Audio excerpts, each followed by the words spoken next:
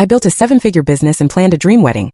Until I caught my fiancé cheating at a rooftop bar and discovered my family cared more about money than me. So I sold it all and fled to Boston to invest in women-led startups. But now with my father's company crumbling and my cheating ex reappearing at a tech conference, will I be forced to face my past or finally embrace the future I deserve? I stared at my phone, rereading the text for what felt like the 10th time as my world unraveled. Sorry babe, can't do dinner tonight. Emergency meeting with clients. Yet the text itself wasn't the real blow. It was the Instagram post uploaded just 2 minutes ago, showing Miles at a rooftop bar with his arm draped around a blonde woman who without question was not me. I'm Tabitha. I built my online business from nothing while meticulously planning my wedding to a man who apparently couldn't even be bothered to craft a half-plausible excuse. The irony wasn't lost on me. I'd spent 3 years transforming my venture into a 7-figure enterprise, while he invested his time expanding his roster of affairs. Grabbing my keys, I drove straight to his apartment, my hands trembling on the steering wheel. The doorman, recognizing me immediately, let me in without a word. I used the key Miles had once given me, the same key that accompanied his dramatic vows about our future together. Honey, I'm home, I called out, my tone thick with sarcasm. The chaotic sounds coming from the bedroom said everything. Miles emerged, shirtless and panicked. Tabitha, what are you doing? I thought you were at the office. I replied dryly, funny, I assumed you were in a client meeting. I held up my phone to display the Instagram post. Unless your clients fancy rooftop bars and little black dresses. At that moment, the blonde stepped forward from behind him, clutching her dress tightly. You said you were single, she argued. Not anymore, I retorted, as I slid my engagement ring off my finger. I'm about to set things right for him. The ring bounced off his chest and clattered to the floor. Baby, please, he pleaded, stepping toward me. It's not what you think, let me explain. Save it for someone who still buys your lies, I snapped, turning to leave. But he grabbed my arm. You're being dramatic. We can work this out, he insisted. I yanked my arm free. Don't touch me, we're done. My phone buzzed incessantly during the drive home. Calls from Miles, texts from my mother, even messages from my brother Adrian. I ignored them all until I pulled into my driveway, only to find that my entire family had assembled for an intervention. Tabitha, what have you done? My mother cried, rushing forward as I stepped out of the car. Of course, Miles had called us in tears. I tried to push past her, but my father blocked my way. Princess, you're overreacting, he said. Every couple faces problems, Miles is a good man. I laughed bitterly. Good man? I caught him cheating in Dad's apartment today. Men make mistakes, my sister-in-law Elizabeth interjected. You can't just throw away a relationship over one indiscretion. I looked around at them, my mother wringing her hands, my father's disapproving frown, Adrian's judgmental stare, and Elizabeth's smug expression. These were the people I'd expected to have my back. He's been lying to me for months, I said. Probably even longer. And you're all here defending him? He's part of this family, Adrian countered. And he's invested heavily in Dad's business for years. There it was, the real reason they were all gathered. It wasn't about my happiness at all. It was about money. My thriving business had been subsidizing my family's lifestyle for years, and Miles had slyly insinuated himself into my father's company. I shook my head in disbelief. My own family cared more about their bank accounts than the fact that my fiancé had betrayed me. Now you're just being childish, my mother snapped. This is exactly why Miles probably felt compelled to. Don't even finish that sentence, I cut in, my voice turning ice cold. Don't you dare pin his choices on me, Tabitha. My father's tone grew patronizing, a tone I had come to despise. Just sleep on it. Tomorrow you'll see things more clearly. Oh, I see things perfectly clearly right now, I retorted as I walked past them toward the front door.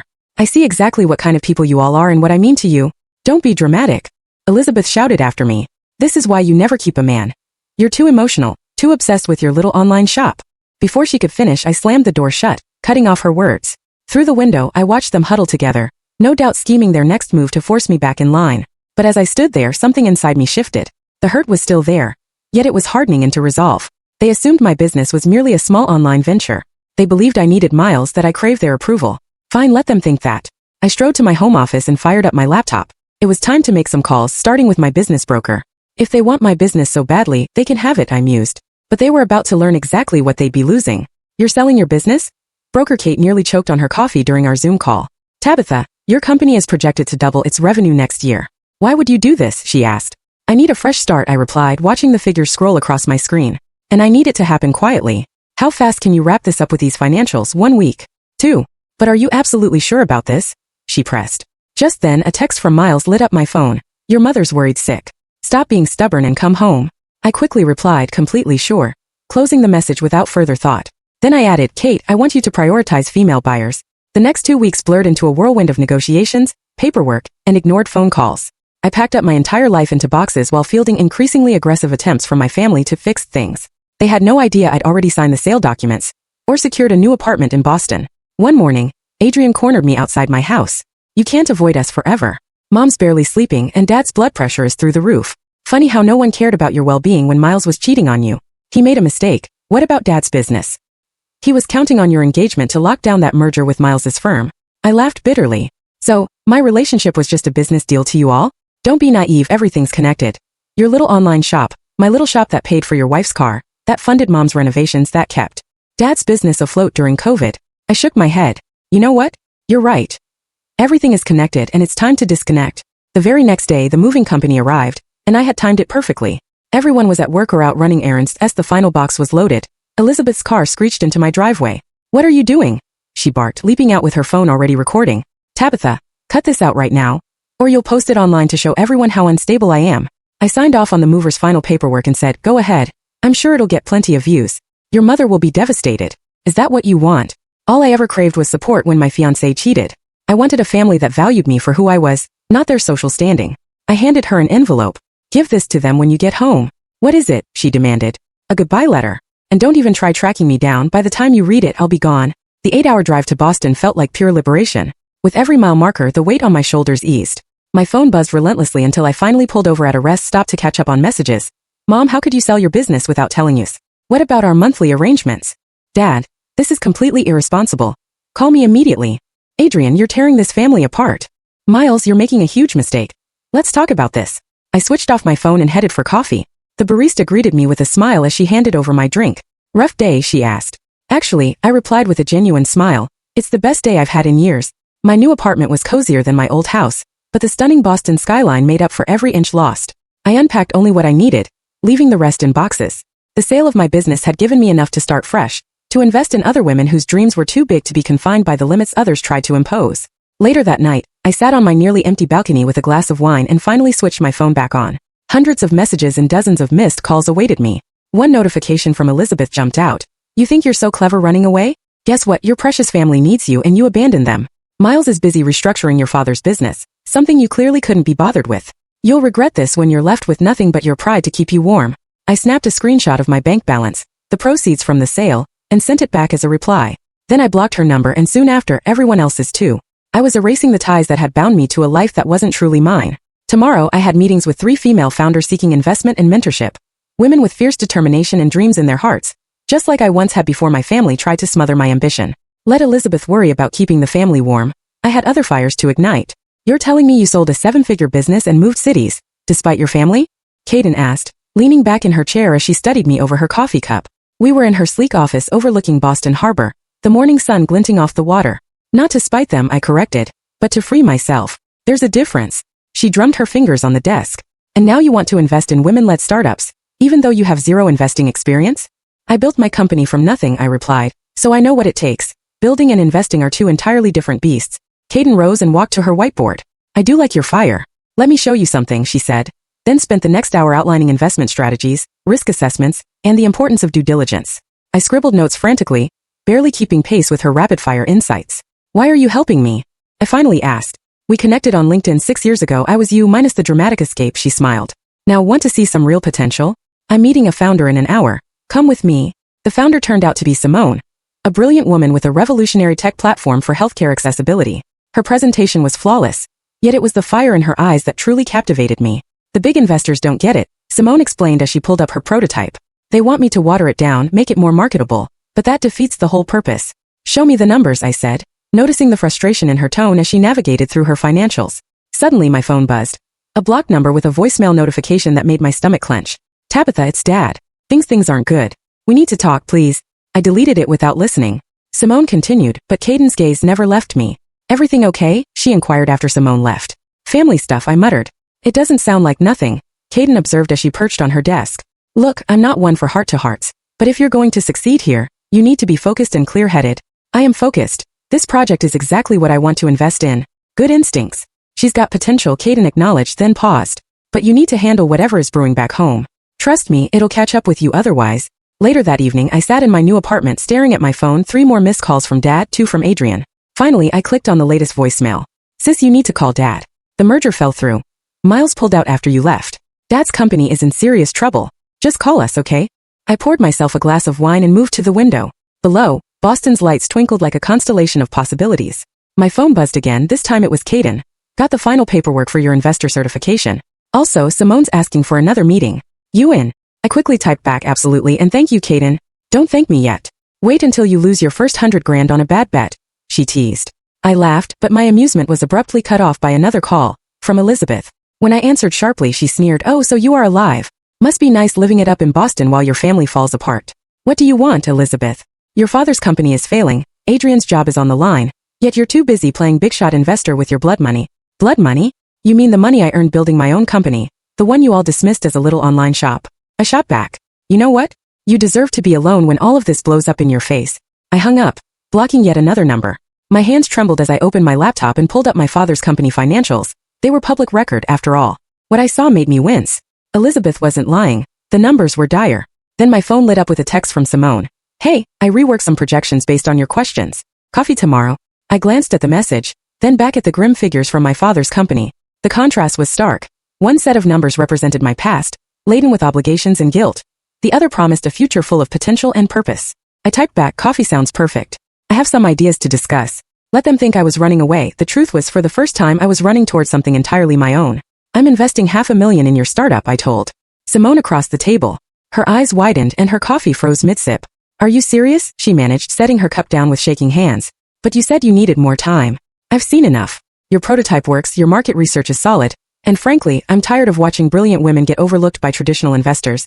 As we hammered out the terms, my phone lit up with an incoming call from Adrian. I declined it, but he immediately called back. "You should take that call," Simone said softly. "Family issues have a way of festering if you ignore them." I stepped outside, bracing myself. "What is it, Adrian?" "Dad's in the hospital," he said, his voice cracking. "He had a stress-induced heart attack, minor, but he's asking for you." The world tilted slightly. "Is he stable for now?" "Not really. The company's tanking, we're laying off people next week. Remember Tommy from accounting? 20 years with a company and 3 kids in college. He's likely the first to go." The guilt hit me exactly as intended. "That's not my fault, Adrian.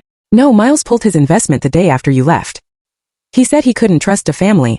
And with that, my past and future collided in a single, shattering moment. I pressed my fingers to my temple as the final box was loaded and Elizabeth's car screeched into my driveway. "Just stop," I thought, exasperated. "You can't pin Miles's choices on me, can you?" She snapped.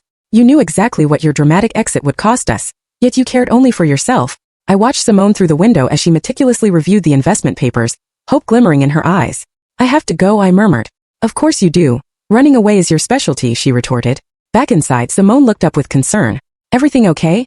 she asked. I sank into a chair, weighed down by the news. "My father's in the hospital. A minor heart attack." "Oh God, I'm so sorry," she breathed. "Maybe we can postpone this?" "No," I said firmly, pulling out my pen. "Let me finish. I believe in you and your project. This isn't going to change because of family drama." We signed the papers, making it official, and as Simone hugged me goodbye, my phone buzzed with a text from my mother. "Your father asked about you today at the hospital. Remember when you were little and scraped your knee, and he carried you all the way home? Now he needs you. Where are you?" I closed the message, my hands trembling. Moments later, another text arrived, from Elizabeth this time. "Hope you're proud of yourself. Your father's company is laying off people next week. Families with children, mortgages, all because you couldn't handle one little relationship problem like an adult." I was just about to block her when Caden called. "Hey, I heard you closed the deal with Simone. Want to celebrate?" she asked. "I can't, family emergency," I replied. Her tone softened. "Your past is catching up. Dad's in the hospital with a heart attack, and apparently, you're to blame for wrecking his company and ruining 30 families' lives." She paused. "Want some advice? Go see him." "What, go see my father?" I echoed. "Not for him, for you. Confront them all. Say what you need to say and then leave, or they'll keep living in your head forever." I glanced at my calendar. Simone's investment was finalized, and my other meetings could wait. "You're right," I murmured, taking a deep breath. "I'll book a flight." Caden added, "Good, and Tabitha, remember, you're not that scared little girl anymore. You're an investor now. Act like it." I booked a flight for the next morning and then called my brother. "I'm coming tomorrow," I announced. "But let me be clear. I'm going to see Dad, not to fix the company." He sneered, "Of course not. Why would you help the family that raised you?" "The family that raised me?" I shot back. "You mean the family that valued me so little they sided with my cheating fiancé? That family? He made one mistake and I made one choice to value myself. Deal with it." I hung up and opened my laptop to pull up my father's company financials again. The numbers were even bleaker than before. A part of me wanted to swoop in and fix everything, to be the perfect daughter they expected. But as I reviewed the investment agreement with Simone, I remembered why I left. They hadn't merely sided with Miles, they tried to shrink me to fit their expectations. Saving them now would change nothing. Then my phone buzzed one last time. A message from Simone. "I just told my team about the investment. They're crying happy tears. You've changed lives today, Tabitha. Thank you for believing in us. I smiled, screenshot the message, and booked a hotel for the night. Tomorrow I'd confront my past, but tonight I would celebrate changing lives for the better. Not out of obligation but by choice. 3 months after my tense hospital visit with Dad, I sat in Caden's office reviewing Simone's latest progress report. The numbers were staggering. She had exceeded projections by 40%. Caden whistled. Your first investment is shaping up like a home run. The healthcare industry is ripe for disruption, I remarked, scrolling through the data. And Simone is a genius. Yes, but let's talk about your other wins, Caden said, pulling up a spreadsheet. 3 more successful investments in women-led startups. You've got good instincts, kid. My phone buzzed with another email from Adrian. The same guilt-laden message I'd been receiving weekly since Dad's hospital stay, just reworded. I deleted it without reading. Speaking of instincts, Caden leaned forward. There's an investor conference downtown tonight. Simone's presenting, you should come. At the conference hall, packed with Boston's tech elite, Simone commanded the stage, confidently detailing her company's remarkable growth. I stood at the back, pride swelling in my chest, when a familiar voice halted me. Tabitha. I turned slowly. There he was, in an expensive suit, looking exactly as he had on the day I caught him cheating. What are you doing in Boston? I asked, keeping my voice steady though my heart pounded. Consulting work, he replied. He glanced around before stepping closer. I've been trying to reach you, through my family of all people. They're worried about you, we all are. Lowering his voice, he continued. Your father's company is barely hanging on. Adrian's out of work, and even your mother had to cancel her country club membership. I almost laughed at that last part. And you could help. You have the resources now. I heard about your investments, I held up my hand. Is that why you're here, to convince me to bail them out? I'm here for work, but seeing you, he reached for my arm. I miss you, Tab. We all do, I replied. What you're doing is admirable, but Simone's voice cut sharply through the tension. She rushed over, tablet in hand. The Singapore investors want to meet. Oh, sorry, am I interrupting? I asked. Not at all, he said as I stepped away from Miles. Simone, this is my ex-fiancé. He was just leaving. Miles straightened his tie. I'd love to hear about your company. Maybe there's potential for collaboration with my firm. My firm. I laughed coldly. The same firm that pulled out of my father's company the moment things got tough? Simone's eyes widened in recognition. Oh, you're that Miles. Sorry, but we're not interested in fair weather investors, Tabitha. The Singapore team is waiting. As we walked away, I heard Miles call out, our family needs you, Tab. How long are you going to punish them? I turned back. I'm not punishing anyone. I'm investing in people who believe in themselves as much as I do. Something my family never did. Later that night, over celebratory drinks with Simone and her team, my phone lit up with a text from Elizabeth. Saw Miles today. He told us about your little success story. Must be nice playing investor while your family struggles. With Mom even selling her jewelry now. I showed the text to Simone. She snorted, wow, they really know how to lay it on thick, don't they? They think money equals love. I sighed. That's why they can't understand. I won't help, but you are helping. Simone gestured to her team, who were celebrating their successful presentation, just not her family. My phone buzzed again. This time Caden messaged, heard Miles showed up. You okay? I scanned the bar at the brilliant women I'd invested in at Simone, whose company was transforming lives, and the future I was building free from manipulation and guilt. Never better, I replied. Good, because wait until you see tomorrow's tech news. Simone's company has just been valued at triple our initial investment. You're not just surviving, you're thriving now, kid. I raised my glass and toasted. To Simone, to believing in ourselves. She echoed, grinning. And to proving them all wrong. As if on cue, another text from my mother popped up. Miles says you're doing well. Why won't you help your family? What did we do to deserve this? I immediately blocked her number, then raised my glass once again in a toast, to choosing our own kind of family. The women around me cheered, oblivious to the heavy meaning behind that toast.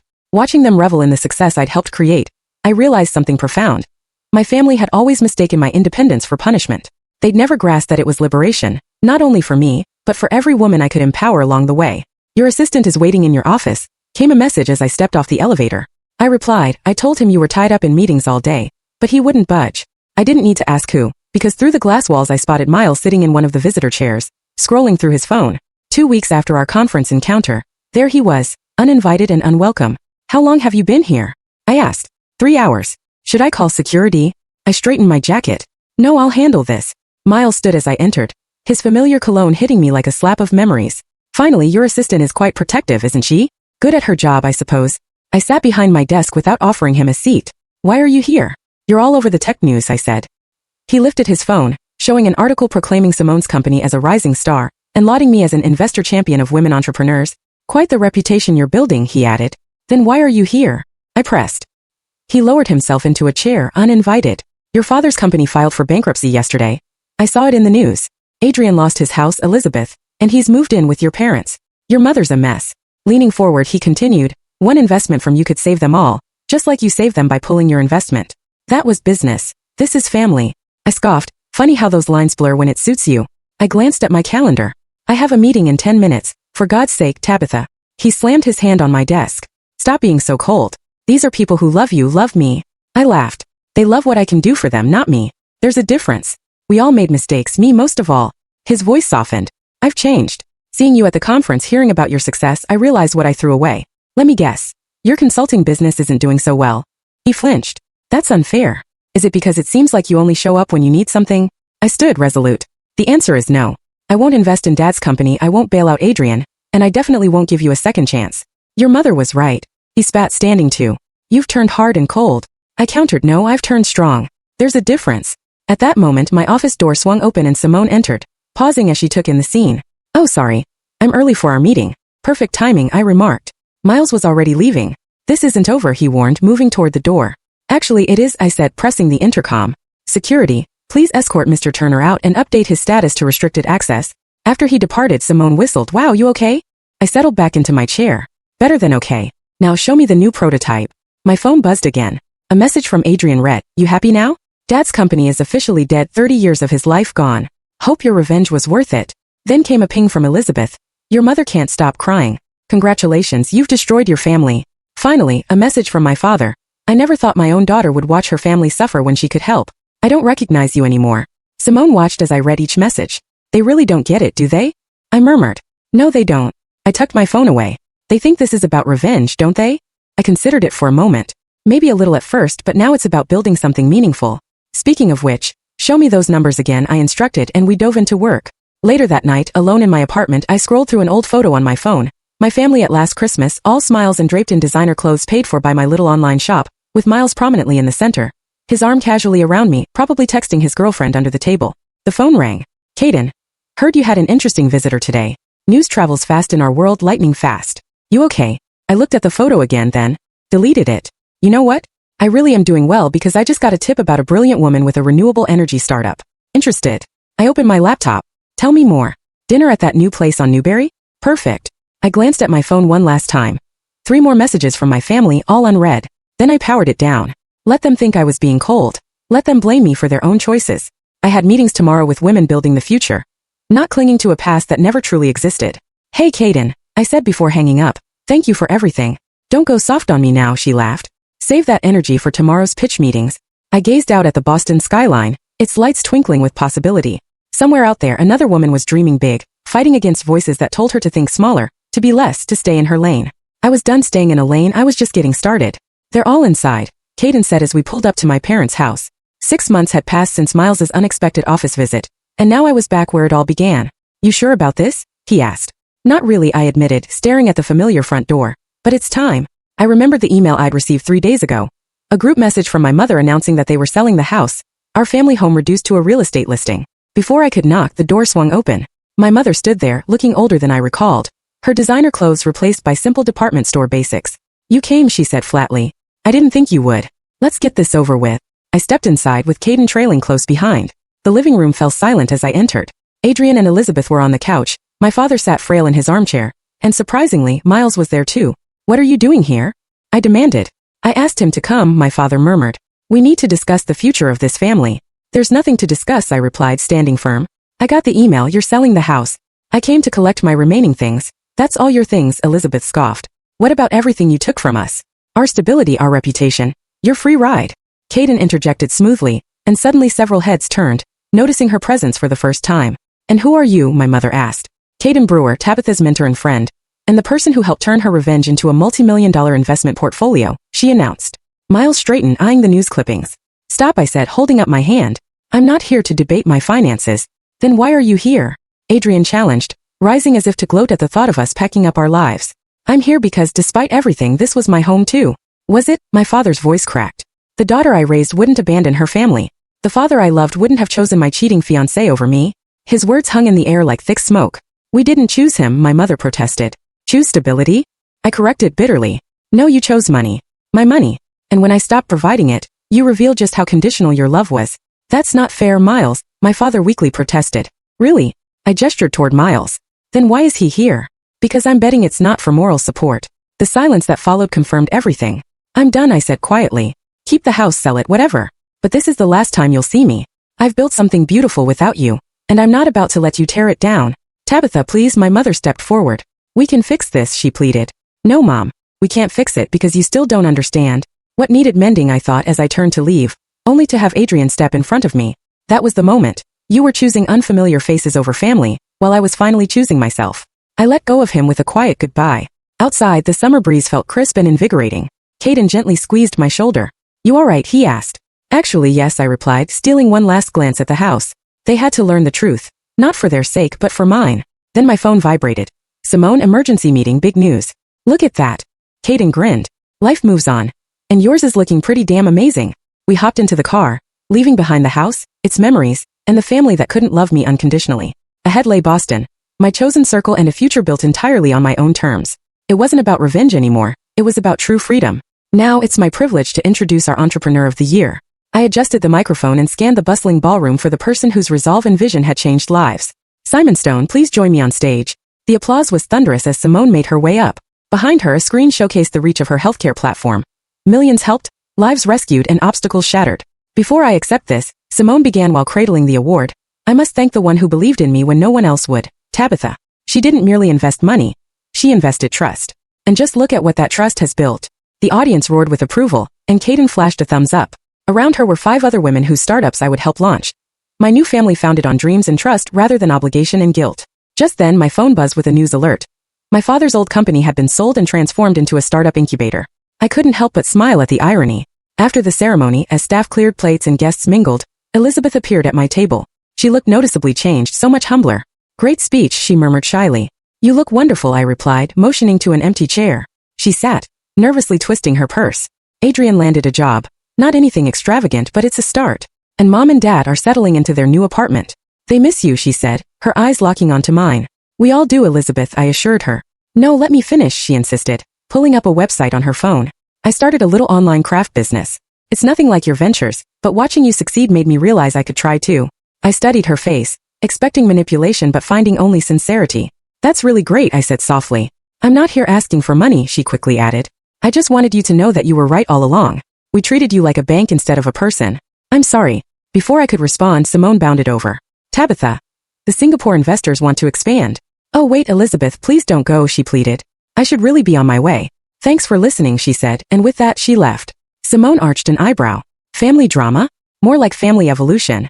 I turned to her. So, what's the scoop on Singapore? As the night wound down, Caden insisted on one final toast at our favorite bar. Settling into our regular booth, she slid a folder across the table. What's this? I asked. Opening it, I found a partnership agreement with my name beside hers. You've outgrown the minty role, she said. It's time to make it official. I don't know what to say, I stammered. Just say yes and then help me review these startup photos. We've got 20 meetings tomorrow. My phone lit up with a text from Elizabeth. Mom asked for your website today. She wants to see what you've built. I showed Caden, who laughed. The Prodell family is discovering Google baby steps. I typed back. Tell her to check out the Forbes article too, the one on women revolutionizing tech. Look at you showing off, Caden teased. No, I corrected. I'm just revealing who I've always been, even if they never noticed. Just then, the bar's door swung open, and Simone's team flooded in to celebrate their award. They pulled up extra chairs, ordered drinks, and shared dreams. I watched these brilliant women, my real family. Speaking of new faces, Caden nodded toward the window where a young woman paced while clutching her laptop. A hopeful entrepreneur. Does she look familiar? Isn't she like someone I once knew? I wondered aloud. Mustering her courage to change her life, she was ready for a leap. I stood up. I'll be right back, I announced. The woman jumped as I opened the door. Oh, I'm sorry, I just have this business plan, and I read about you in Forbes. Please come in, she stammered. I held the door open. First rule of success. Never pitch in the cold. Her eyes widened. Really, she whispered. Really, I believe wholeheartedly in paying it forward. I gestured toward our table of accomplished women. You're in good company here. As she settled in and shared her ideas with trembling excitement, every piece of the puzzle clicked into place. This journey wasn't about revenge, or even just success. It was about breaking cycles, building bridges, and lifting others as you climb. Then my phone buzzed one last time. Adrian, Elizabeth mentioned today's update. Dad even smiled reading about your award ceremony. I left my message half finished, maybe someday. Because tomorrow was for planning, and tonight was for celebrating how far we'd come, and for helping another woman take her first steps toward freedom. And that truly was the sweetest revenge of all.